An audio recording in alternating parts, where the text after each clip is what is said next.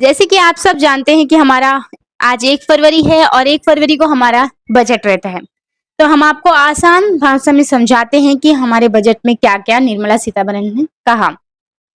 तो चलिए, अब सबसे बड़ा तो ये आया कि अब जिसकी 12 लाख तक की सालाना कमाई पर कोई टैक्स नहीं लगेगा। इसका मतलब ये है कि 1 लाख कमाने वाला आदमी महीने में जो 1 लाख कमाता है, उसको कोई इनकम टैक्स नहीं देना होगा।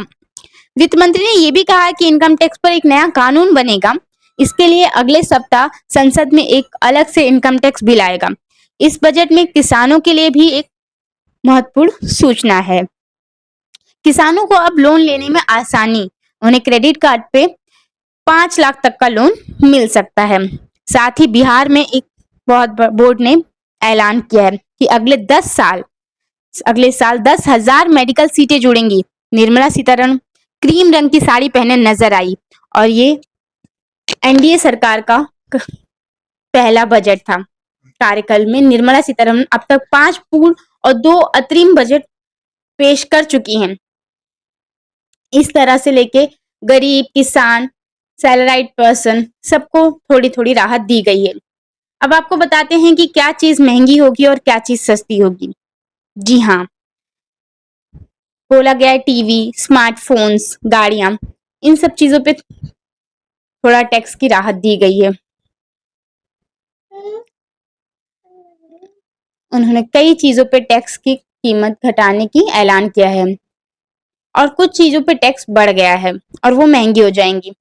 अब आपको बताते हैं कि क्या सस्ता हुआ।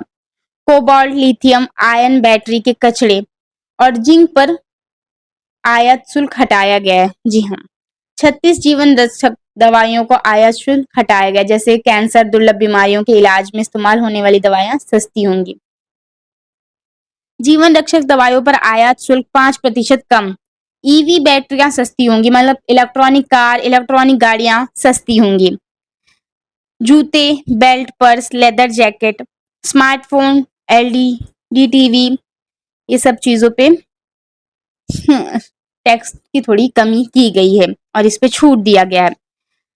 अब क्या होगा महंगा? फ्लैट पैनल डिस्प्ले, बुना हुआ कपड़ा, ये सब चीजें महंगी हो सकती हैं क्योंकि इन पे टैक्स और बढ़ाया गया है। जी हाँ, कैसी लगी आपको जानकारी? आप कमेंट करके जरूर बताइएगा हमें। Focusing on Garib, youth, Annadata and Nari, spurring agricultural growth and production.